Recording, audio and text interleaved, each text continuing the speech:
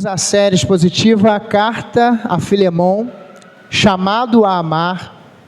Deus nos chama a amar, e nós vamos meditar sobre Filemon, capítulo 1, dos versículos 8 até o versículo 16. E o tema é o amor que nos faz enxergar diferente. O amor que nos faz enxergar diferente. Quantos irmãos estão abrindo? Carta de Paulo a Filemon, capítulo 1, versículo 8 ao 16. Diz assim a palavra do Senhor: Paulo intercede em favor de Onésimo. Pois bem, ainda que eu sinta plena liberdade em Cristo para ordenar a você o que convém de ser feito, prefiro, no entanto, pedir em nome do amor, sendo que sou Paulo, o velho, e agora também prisioneiro de Cristo Jesus. Faço um pedido em favor do meu filho Onésimo, que gerei entre as algemas.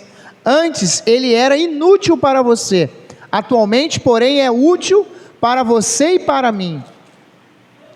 Eu estou mandando de volta a você ele, e quero dizer do meu próprio coração.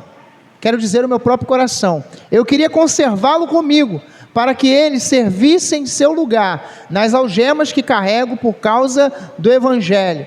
Mas não quis fazer nada sem o seu consentimento, para que a sua bondade não venha a ser como que uma obrigação, mas algo que é feito de livre vontade.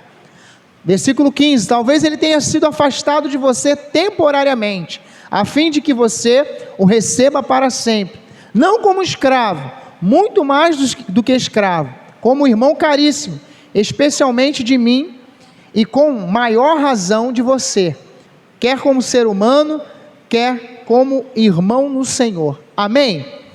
Pai, a tua palavra que nós acabamos de ler, pedimos que o Senhor venha falar aos nossos corações, em nome de Jesus, amém. O amor que nos faz enxergar diferente.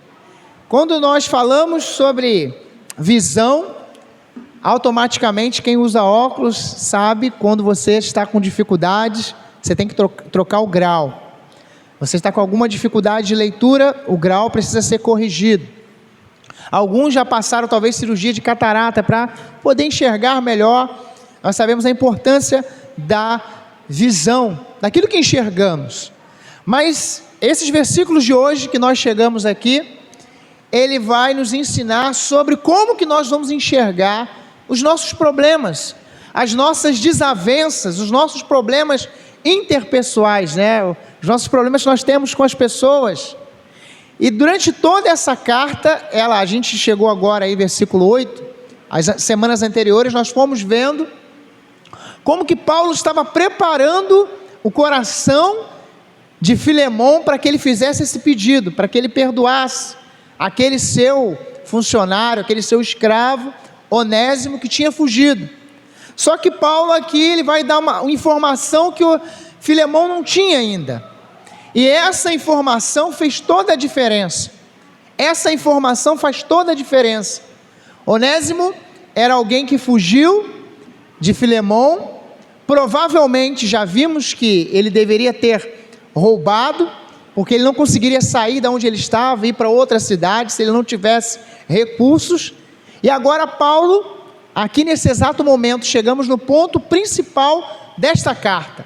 O ponto onde vai chegar um pedido, onde Filemon vai ter que agir, vai ter que dar uma resposta, vai ter que dizer se ele vai perdoar ou não, se ele vai receber aquele homem novamente em sua casa ou não, se ele vai receber aquele homem que traiu a sua confiança. E quem já foi traído aí na sua confiança, alguém que você confiava, sabe que é difícil, não é verdade? Quando alguém faz algo, você diz, não, agora eu não confio.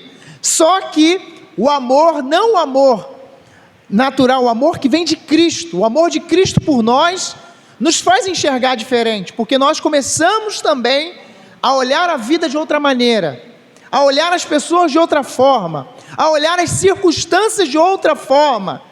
E aqui nesse texto nós vamos aprender nessa noite sobre isso, com esse pedido de Paulo a Filemon. para que recebesse Onésimo de volta, no seu convívio, ali na igreja, ali ele fosse recebido na igreja que estava na sua casa, ele fosse novamente alguém que estava em comunhão com Filemon. E quando uma comunhão é quebrada, quando o relacionamento é quebrado, quando a confiança é quebrada, realmente o amor de Cristo precisa estar ali, que senão não vai ser fácil. Os irmãos já ouviram alguém dizer assim: eu perdoo, mas eu não esqueço, né? Isso, olha, eu toda hora. Claro que a gente tem uma dificuldade quando nós falamos de perdão, por quê? Porque o perdão você pode até se lembrar, mas aquilo que a pessoa te fez não vai te fazer mais mal, de você ficar todo momento, né, todo instante, olha, me fez isso, me fez isso, me fez isso. Perdoar é você tirar aquele peso, né? Olha, não vou ficar com a minha vida em função disso. E aqui no texto que nós lemos, a partir do versículo 8, Paulo começa aí a introduzir o pedido.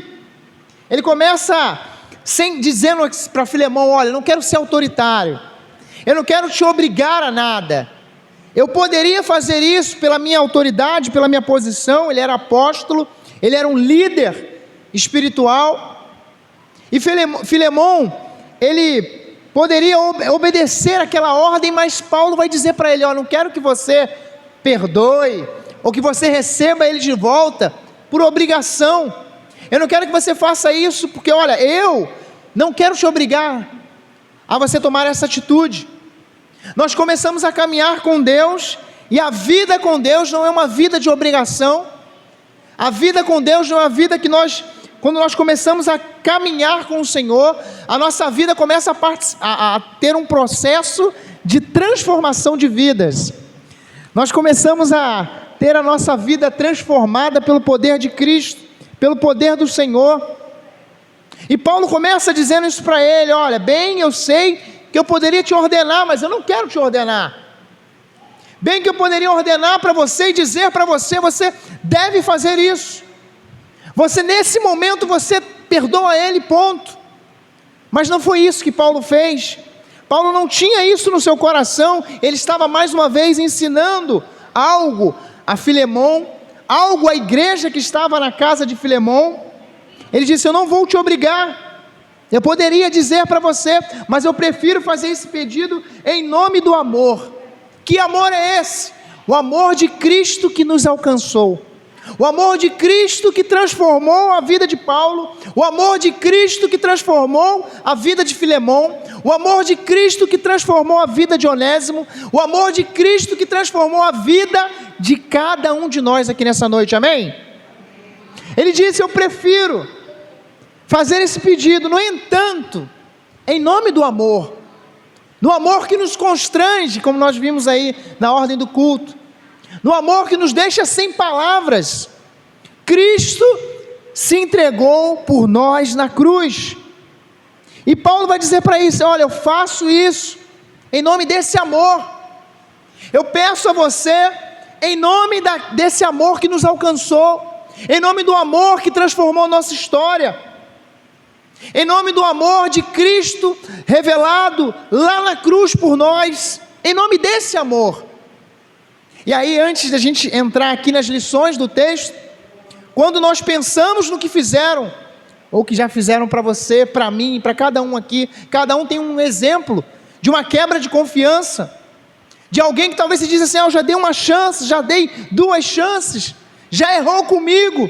E quantos de nós durante a semana inteira erramos, vacilamos, agimos errado diante de Deus, diante da palavra de Deus, diante dos princípios de Deus, e o Senhor nos perdoa quando nós confessamos os nossos pecados, os nossos erros diante do Senhor, somos perdoados, e nós somos incentivados por esse amor perdoador de Deus, também a perdoar, também a amar. Mas quais são as lições desse amor que Paulo está falando aqui? Eu estou pedindo para você, Filemon, receba ele aí, em nome do amor que está sobre a sua vida, em nome do amor que está sobre a minha vida. Preste atenção nisso. A atitude que nós estamos agora diante de tantas pessoas nessa quarentena aí, nesse tempo de isolamento, tantas pessoas que talvez nós precisamos dar o primeiro passo, dar o passo em direção à reconciliação, dar o passo em direção a se aproximar das pessoas que talvez estão distantes de nós. E Paulo, aqui de uma maneira bem clara, diz para ele: olha, você não vai ser obrigado, eu não vou te obrigar, eu falo isso para você em nome do amor que está sobre as nossas vidas.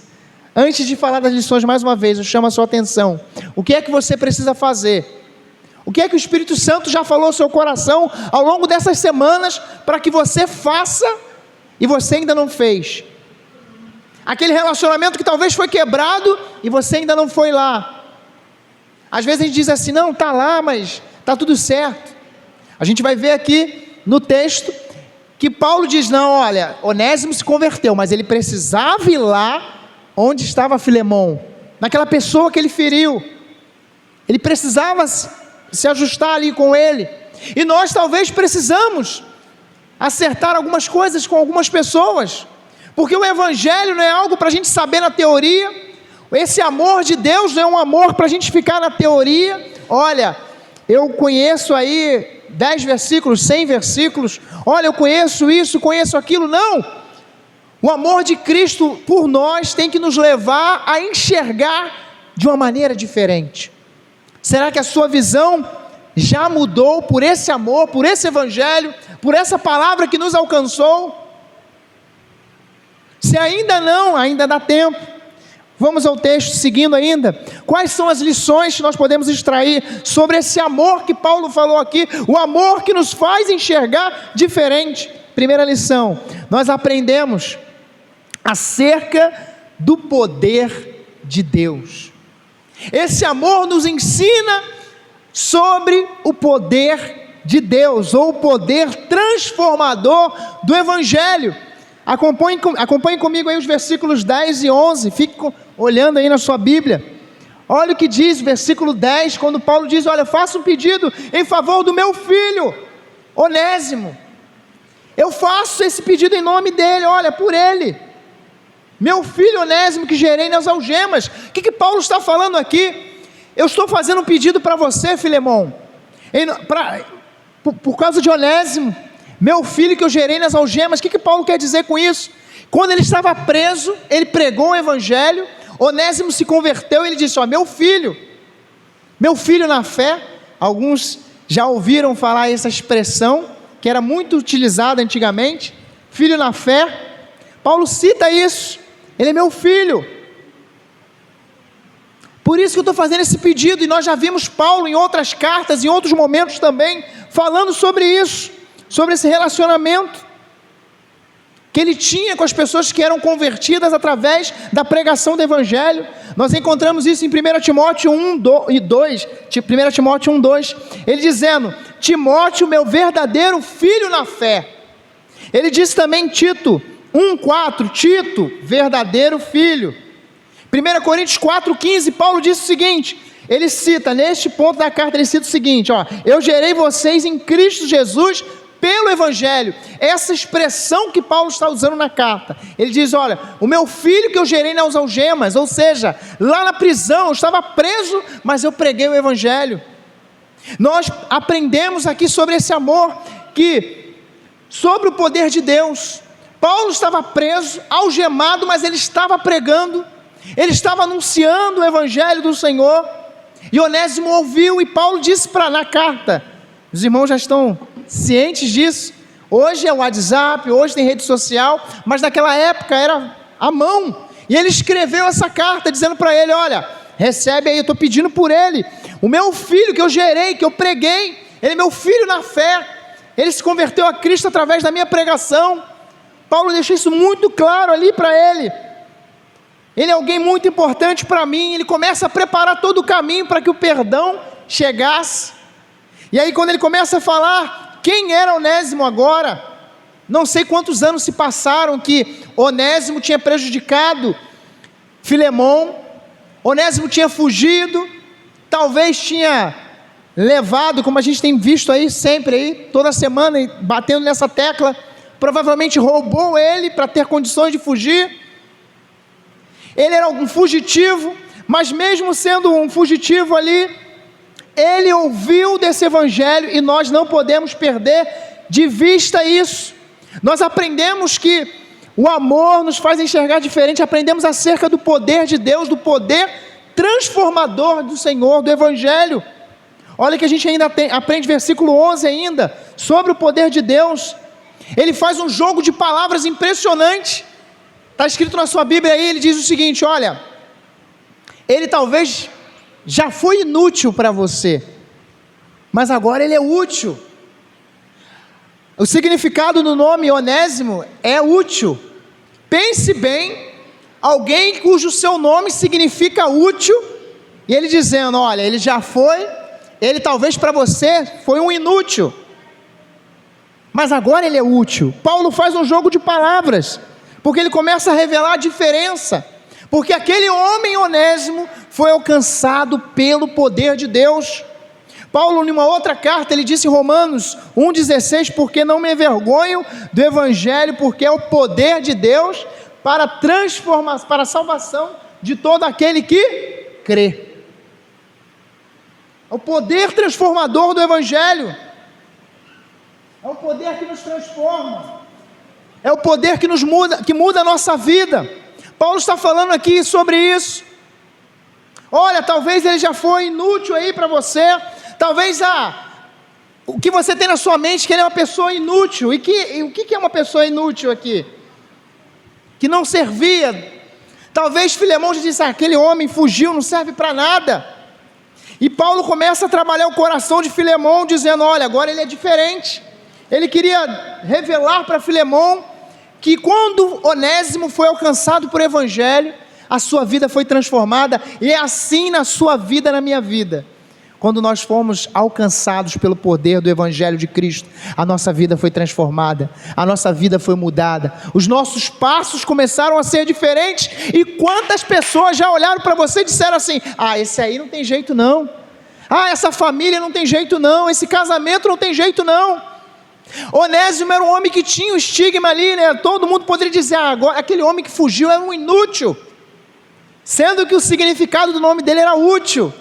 E eu já disse aqui várias vezes, que todas as vezes que nós entregamos a nossa vida a Cristo, nós começamos a ter um sobrenome. Rosa de Cristo, Maria de Cristo, Lívia de Cristo, Tiago de Cristo. Temos um sobrenome, porque quem está em Cristo é nova criatura. As coisas velhas se passaram e o Senhor faz coisas novas, e o Senhor tem feito coisas nas nossas vidas, amém? Paulo estava querendo ensinar isso a Filemão. Comece a enxergar a diferença que o evangelho faz na vida. Filemão precisava entender isso, era um homem espiritual. A gente já viu isso nas semanas anteriores, que era um homem amoroso, que era um homem que se preocupava com a igreja, que era um homem bondoso, mas ele ainda tinha lições para aprender. Ele precisava vivenciar esse amor que nos faz enxergar diferente. Ele tinha visão que Onésimo era alguém inútil, mas agora ele estava ouvindo na carta Paulo dizendo para ele, olha, talvez ele já foi inútil para você, mas agora ele é útil. Por quê? Ele foi transformado pelo poder de Deus, ele foi alcançado pelo Senhor. Eu estou mandando de volta ele para você. A gente vai chegar no versículo 12. Segunda lição sobre o amor que nos faz enxergar diferente, nós aprendemos sobre a necessidade de acertar as nossas tendências. Quem tem tendências aí para acertar? No início dessa série, na primeira mensagem eu disse, olha, talvez você vai ser desafiado a fazer algo que você não quer fazer, a procurar alguém que você não quer procurar, a acertar uma pendência na sua vida, alguma coisa num relacionamento com alguém, a uma história mal resolvida. E Paulo aqui no versículo 12, ele diz, estou mandando de volta a você, Onésimo. E eu quero dizer para você, o meu próprio coração, como se estivesse enviando para você, meu próprio coração, versículo 12 está escrito isso, estou mandando ele de volta. Quero dizer, o meu próprio coração está indo aí.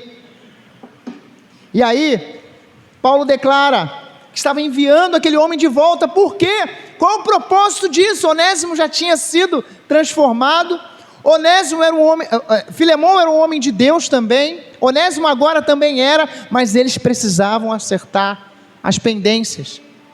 Todos nós que estamos aqui, já fomos alcançados pelo poder do Evangelho, mas talvez ainda tenha coisas, situações que precisamos consertar. Pode ser um parente, pode ser um amigo, pode ser um vizinho, não sei, mas talvez você já tenha a resposta, aonde que você deve ir, quem você deve procurar, qual é a pessoa que você deve buscar para acertar as pendências, para acertar aquilo que está ainda fora do lugar, aquilo que precisa ser resolvido, esclarecido, aquilo que precisa vir à tona, ficar às claras. E às vezes nós vamos empurrando com a barriga, dizendo, não, depois. Imagine só o outro lado, Filemão, ouvindo isso, escrito isso, mas será que ele mudou mesmo? Será que ele agora é útil? Será que ele se converteu realmente à pregação de Paulo? Paulo disse que era filho dele, ou seja, filho na fé. Será? Ele poderia ter essa reação. Mas não foi isso. Não era isso que Paulo tinha no seu coração. Ele queria que eles estivessem se acertando. Sabe, uma coisa que eu queria ainda falar, quando Paulo disse para ele assim, olha, eu não estou mandando você fazer não, eu faço esse pedido, esse apelo em nome do amor, só voltar um pouquinho, sabe por quê? A gente aprende que nada pode ser feito por obrigação, nós não podemos estar aqui por obrigação, nós estamos aqui pelo prazer de estarmos na casa do Senhor. Existe vários outros lugares, mas esse é o melhor lugar para você estar nesse momento, porque é a casa do Pai, amém? Terceira lição, esse amor que nos faz enxergar diferente, versículos 13 e 14, nós aprendemos sobre a importância de nossas atitudes espontâneas.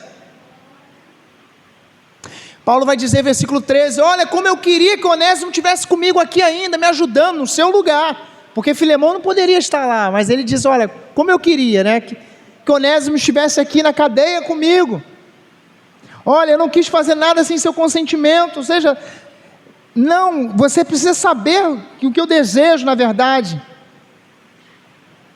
e aí a gente completa o que eu comecei a dizer, imagine só, fazer as coisas por obrigação, como é bom quando nós fazemos algo com prazer, com alegria, quando nós saímos da nossa casa para louvar a Deus com alegria, quando nós cantamos como nós cantamos, que Deus é fiel, não é uma cantoria, é algo que nós cremos, porque nós olhamos para a nossa vida, como nós estávamos, como Deus foi transformando, e hoje nós podemos estar aqui, levantar as mãos e dizer, louvado seja o nome do Senhor.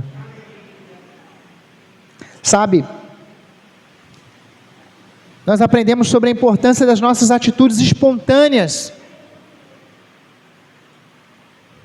Paulo estava tratando isso no coração ali de Filemão. Eu queria que Onésimo estivesse aqui, mas eu não queria fazer sem seu consentimento. Não queria forçar nada. Filemão que tinha que falar, não, então eu vou mandar ele de volta aí para você. A gente vai ver no final que a gente não vai ter a resposta do que aconteceu, né? Essa série vai terminar com uma pergunta. O texto não vai dizer como terminou todo o desfecho, mas nós temos que dar uma resposta para a pergunta que vai ser feita para cada um de nós. E nós temos que ter a resposta. O que nós vamos fazer? O que eu vou fazer? O que nós vamos fazer nesse tempo?